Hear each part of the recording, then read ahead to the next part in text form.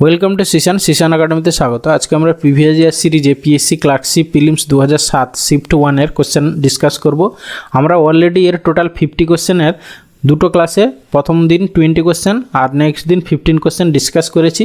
আজকে আমরা last 15 question discuss করব। যারা আগের দুটো ভিডিও দেখোনি দেখে নিও, ঠিক আছে। আজকে 36 to 50 কোশ্চেন আমরা ডিসকাস করব। ওকে, চলো লেটস স্টার্ট। ফার্স্ট কোশ্চেন কী আছে দেখে নাও। 36 বলেছে 40 মিটার বাহু বিশিষ্ট বর্গাকার একটি ছাদ 1.14 মিটার বর্গমাপের পাথর দ্বারা ঢাকতে কটি পাথরের প্রয়োজন? তাহলে বর্গাকার ছাদের ক্ষেত্রফল বাই এক একটি ওই পাথরের ক্ষেত্রফল দিয়ে ভাগ করে দেবো, যা হবে অ্যান্সার। ঠিক আছে, তাহলে বর্গাকার ছাদের ক্ষেত্রফল হবে কত না 40 × 40। ঠিক আছে, আর এক একটা পাথরের বর্গাকার পাথরের ক্ষেত্রফল কত হবে? 4 × 4 = 5, মানে 5 × 4, মানে 5 × 4 ইন্টু হচ্ছে গিয়ে 5 × 4। ওকে, ব্যাস এটাকে সিম্পলিফাই করলে যা হবে অ্যান্সার। তাহলে এই 4 × 4 উপরে চলে গেল তোমার 16। ঠিক আছে, এই 4 4 কেটে দিচ্ছি। তাহলে এখানে 5-এ কাটো, 5 8 16, 5 8 40, এটাও 5 8 40। তাহলে হচ্ছে গিয়ে তোমার 8 8 64 ইন্টু হচ্ছে গিয়ে 16। 16কে নামতে রাখো, 16 4 64 4। দেখো ইউনিট ডিজিট 4 দুটোতে আছে, তাহলে গুণ করে পেলো। 16 4 64 4, হাতে 6 আর 16 6 96 আর 6 6 6 12, মানে 102। তাহলে 1024 মানে অপশান এ অ্যান্সার। ওকে, এরপরে এসে কোশ্চেন নাম্বার 37 বলে যে 5% হারে সুদে কিছু টাকা কত বছরে আসলের 3 গুণ হবে?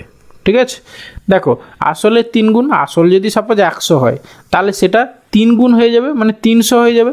তাহলে অ্যাকচুয়ালি সুদ কত হবে? 200 টাকা। ঠিক আছে, তাহলে আমরা যদি ফর্মুলা অ্যাপ্লাই করে দিই I = PRT/100, সেখানে অ্যাপ্লাই করে দিই, সেখান থেকে আমরা কি বছর টাইম টি পেয়ে যাব। তাহলে এখানে ইন্টারেস্ট কত হচ্ছে? 200 = প্রিন্সিপাল যদি 100 হয়, আর হচ্ছে গিয়ে তোমার 5% হারে ইন্টু হচ্ছে গিয়ে টি, জানি না টির ভ্যালু, বাই হচ্ছে গিয়ে 100। ব্যাস সিম্পলিফাই করে এই 100 গেল, 5 4 20 40, তাহলে টি = হচ্ছে গিয়ে 40 ইয়ার্স, মানে অপশান ডি অ্যান্সার।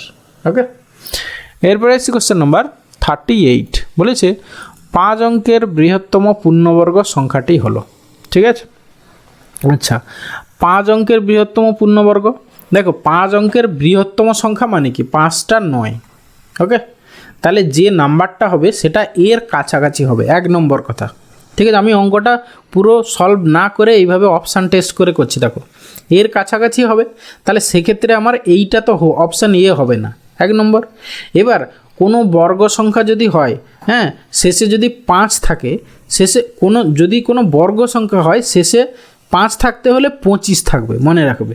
যে কোনো তোমার 5-এর বর্গ, ধরো সাপোজ 25 স্কোয়ার কত? 625। ধরো 15 স্কোয়ার কত? দেখো 225। সব যদি 5-এর বর্গ হয় শেষে 25 আসতেই হবে। সেক্ষেত্রে তোমার অপশান বিও হবে না আর অপশান সিও হবে না, তাহলে পড়ে থাকলে একটা, তাহলে অপশান ডি হবে অ্যান্সার। ওকে, এখানে এমনি এইভাবে তুমি অপশান টেস্ট করে কোশ্চেনটা করতে পারো। সেই জন্য তোমাকে লজিক জানতে হবে, ঠিক আছে, বেসিক জিনিস জানতে হবে। ওকে, এরপরে আসি কোশ্চেন নাম্বার 39। দেখো কী বলেছে প্রতি টাকায় প্রতি মাসে 6 পয়সা সুদ হলে 250 টাকার 2 বছর 6 মাসের সুদ কত? ঠিক আছে, মানে এখানে রেট অফ ইন্টারেস্টটা দেওয়া নেই, সেটা একটু ভাষায় বলা আছে। প্রতি টাকায় প্রতি মাসে 6 পয়সা সুদ, সেখান থেকে তোমার আর = মানে রেট অফ ইন্টারেস্ট, মানে আর = কি 100 টাকার 1 বছরের সুদ কত সেটা আমরা বের করব। আচ্ছা, প্রতি টাকায় প্রতি মাসে হচ্ছে 6 পয়সা, তাহলে 12 মাসে 1 টাকার কত সুদ হচ্ছে? তাহলে হচ্ছে কি তোমার 12 × 6। ঠিক আছে, এটা হচ্ছে 1 টাকার সুদ, তাহলে আমার কি 100 টাকার 1 বছরের সুদ চাই, তাহলে এত × 100। ব্যাস এটা হয়ে গেল আমাদের রেট অফ ইন্টারেস্ট, এত পার্সেন্টেজ। ওকে, এরপরে হচ্ছে গিয়ে তোমার কি থাকছে না হচ্ছে, হ্যাঁ এটা কি, এটা হচ্ছে পয়সায় হয়ে গেল। ঠিক আছে, তাহলে তুমি এটাকে টাকায় কনভার্ট করলে এত ইন্টু, মানে তোমার এটা এত পয়সা হলো কিন্তু। ঠিক আছে, তাহলে একে তুমি 100 দিয়ে ভাগ করে দাও, তাহলে টাকা হয়ে গেল। তাহলে এটা কেটে গেল, মানে রেট অফ ইন্টারেস্ট 12 6 72, 72% হয়ে গেল। আচ্ছা 72% অনেক বেশি হয়ে গেল। আচ্ছা দেখছি কি হয়। তারপর বলেছে 250 টাকার 2 বছর 6 মাসের সুদ কত? তাহলে আমাদের ফর্মুলা I = কি PRT/100, পি কত 250, আর হচ্ছে কি 72 ইন্টু হচ্ছে গিয়ে 2 বছর 6 মাস মানে হচ্ছে গিয়ে 2.5 ইয়ার, মানে 2.5 ইয়ার বাই হচ্ছে গিয়ে 100, ব্যাস এটাকে সিম্পলিফাই করে যা হবে অ্যান্সার। আচ্ছা এই পয়েন্ট তুলে দিলাম, নিচে একটা শূন্য নিয়ে নিলাম, ঠিক আছে, এই শূন্য কাটলো, 25 4 100, 4 দিয়ে কাটো, 4 1 4, 4 8 32, ঠিক আছে, তাহলে 18 ইন্টু 25 করলে যা হবে সেটাই অ্যান্সার। 18 5 90 এর শূন্য, 18 2 36 আর হচ্ছে 9 9 6 15 মানে 45 মানে 450 টাকা, 450 টাকা মানে অপশান এ অ্যান্সার। ওকে, এরপরে আসছি কোশ্চেন নাম্বার 40। কী বলেছে দেখো, বলেছে 10,000-এর সাথে কোন ক্ষুদ্রতম সংখ্যা যোগ করলে যোগফল 237 দ্বারা বিভাজ্য হবে। ঠিক আছে, তাহলে তোমাকে এই 237 দিয়ে 10,000-কে ভাগ করো। ঠিক আছে, 10,000 একে তুমি 237 দিয়ে ভাগ করো, 2 3 7, তাহলে হচ্ছে কি তোমার কতবার যাবে, তোমার 3টে নিতে হবে। ঠিক আছে, তাহলে 2 2 9 18, 2 হচ্ছে 2 5 10, তাহলে 4 যদি দিই আমরা, 5 দিলে তো বেশি হয়ে যাবে, তাহলে 2 3 7, এখানে হচ্ছে কি 4 দাও, 4 7 28 8, আর হচ্ছে কি 4 3 12, 13 14 4 হাতে 1, 4 2 8 1 9 মানে 948, 948। তাহলে হচ্ছে কি এখানে হচ্ছে 2 আর তোমার এইটাকে করো, 9 থেকে 4 গেলে 5, আর এখানে হচ্ছে তোমার আর কিছু নেই, 52 আর একটা শূন্য। ঠিক আছে, এত সঙ্গে কোন ক্ষুদ্রতম সংখ্যা যোগ করলে যোগফল এত দ্বারা বিভাজ্য হবে। ঠিক আছে, দেখো এইখানে যতবার যায় তার থেকে একবার বেশি দিতে হবে। ঠিক আছে, কারণ তোমার এর থেকে বড় হবে নাম্বারটা। তাহলে তুমি 520 মানে 2 দিলে কত হবে, 2 দিলে তোমার 23 2 46, 2 দিলে হবে না, তাহলে 3 দাও, তাহলে 2 3 7 ইন্টু 3 করো, 7 3 21 1, তারপর হচ্ছে গিয়ে 3 3 9 10 11 1 হাতে 1, তাহলে 3 2 6 1 7, 711। তাহলে এখানে আমরা প্রথমে 4 দিয়েছিলাম, এরপরে আমাদেরকে দিতে হবে 3 দিলে কত হচ্ছে 711। ওকে, তাহলে এটা থেকে এটা বাদ দাও, 1 1 আর এখানে হচ্ছে গিয়ে 2 211। ওকে, তাহলে আমাদের কি বলছিল, এর সাথে কোন ক্ষুদ্রতম সংখ্যা যোগ করলে যোগফল এত দ্বারা বিভাজ্য হবে। ঠিক আছে, আচ্ছা এখানে ব্যাপারটা আমার তো মনে হয় 211, কিন্তু কোশ্চেনের অপশানগুলো কীরকম কীরকম দেওয়া আছে। হ্যাঁ, কোন ক্ষুদ্রতম সংখ্যা যোগ করলে বলেছে, কিন্তু অপশানগুলো তো ক্ষুদ্রতম সংখ্যা মনে হচ্ছে না, কারণ 211 যোগ করলেই হচ্ছে কি এটা হচ্ছে কি 237 দ্বারা ডিভিজিবল হবে। অ্যান্সার 211 হওয়া উচিত। ঠিক আছে, কিন্তু এখানে অপশানগুলো ভুল দেওয়া আছে।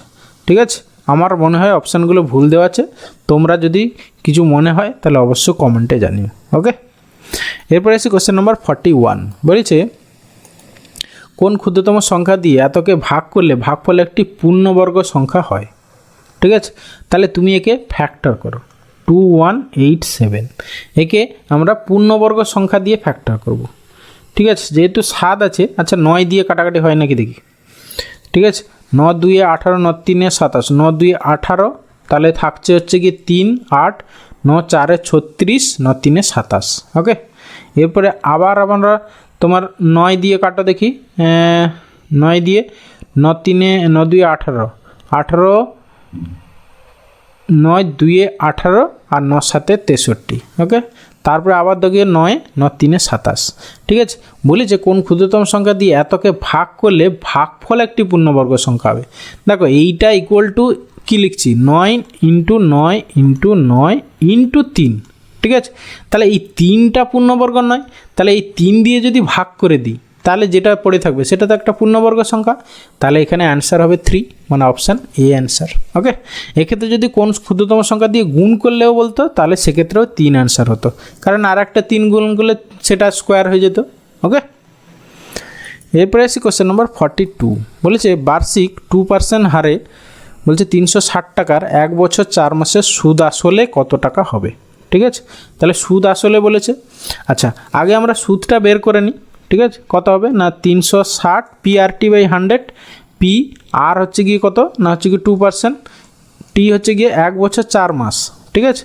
মানে হচ্ছে গিয়ে তোমার 1 বছর 4 মাস, 1 বছর মানে 12 মাস, ঠিক আছে। আর 4 12 4 16 মাস, 16 বাই হচ্ছে গিয়ে 12 করে দেবো, তাহলে হচ্ছে গিয়ে বছরে কনভার্ট হয়ে যাবে।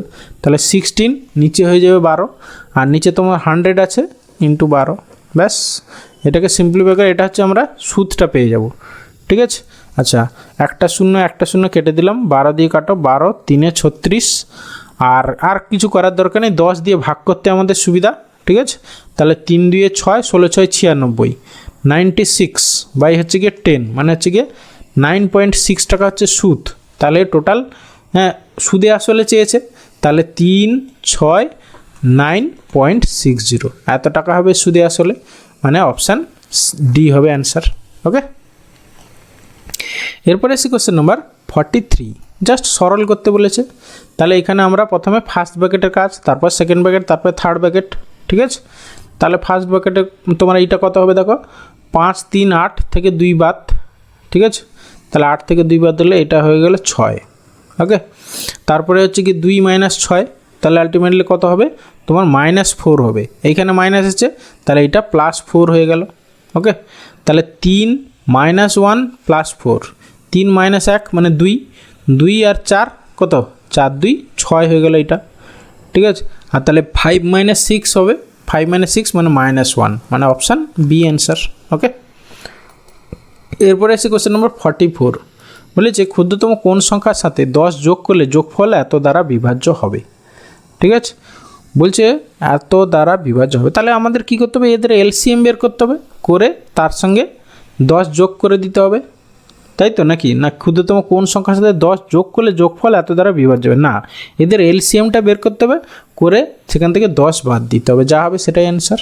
ওকে, তাহলে এদের এলসিএম বের করো, 48 72 84, ঠিক আছে। এলসিএম ধরো 24 12 দিয়ে কাটো, 12 4 48, 12 6 72, আর হচ্ছে 12 7 84, আর কিছু যেতে যাবে, হ্যাঁ 2 যাবে, 2 2 4, 2 3 6, 7 থাকছে।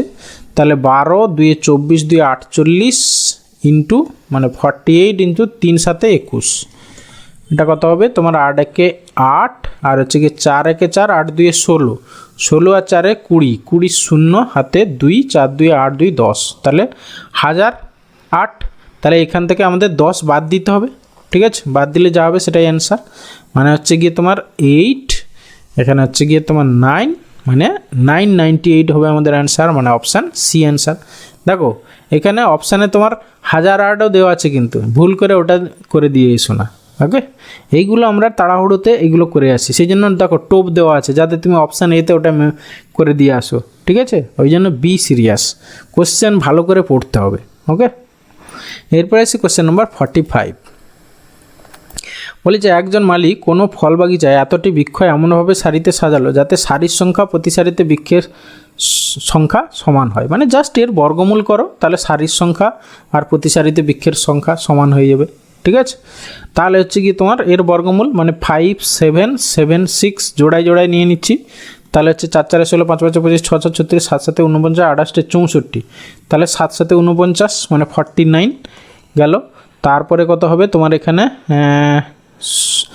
তোমার হচ্ছে এই দিক থেকে 7 আর একে 8, তাহলে 876, 7-এর ডবল কত 14, 14 6 84, হ্যাঁ 14 5 70, 14 6 84, তাহলে 6-এ যাবে, 6 6 36, হ্যাঁ 6 দিয়ে দাও, তাহলে 6 মানে হচ্ছে 876, তাহলে 76 হবে আমাদের অ্যান্সার, সারির সংখ্যা, মানে অপশান সি অ্যান্সার।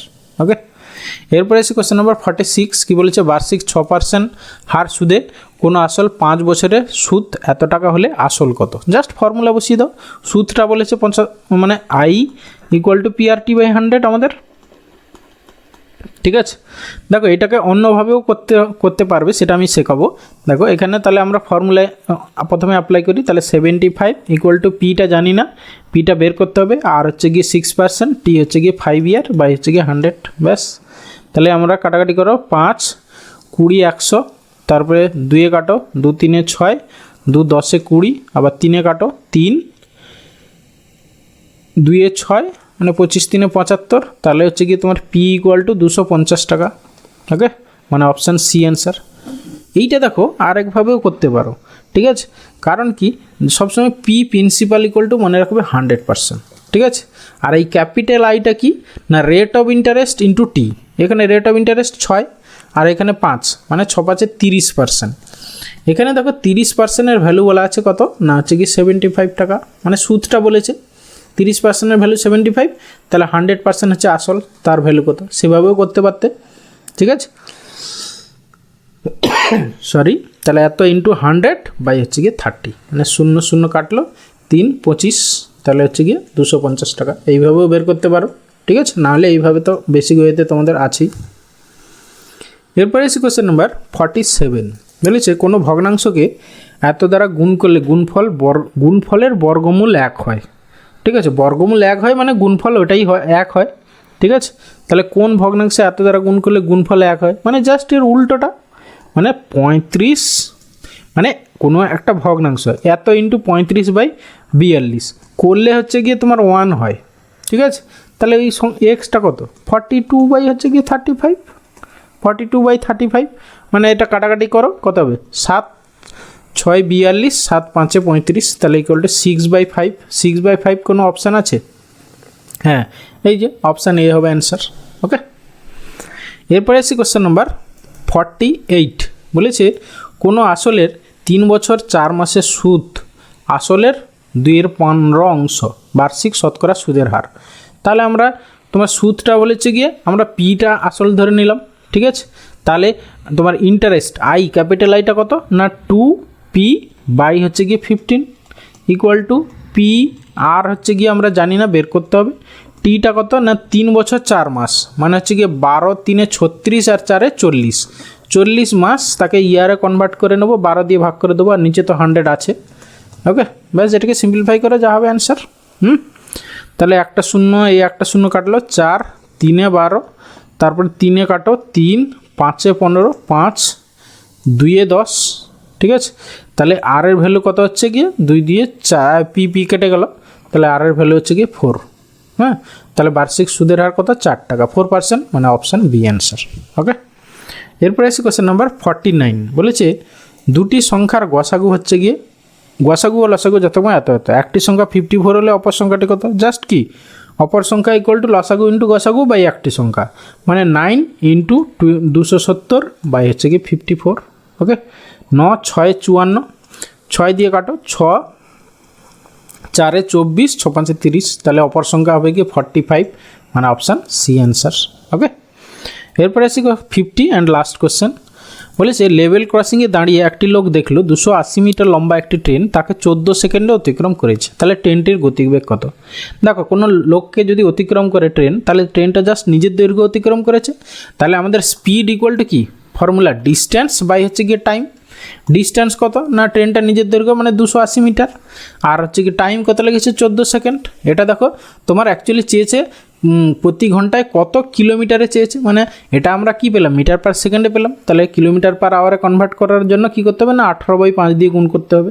ওকে, তাহলে কাটাকাটি করো 14 2 28 20, 5 4 20, তাহলে 18 4 72, 72 কিলোমিটার পার আওয়ার হবে গিয়ে তার স্পিড, ট্রেনটার স্পিড, মানে অপশান সি অ্যান্সার।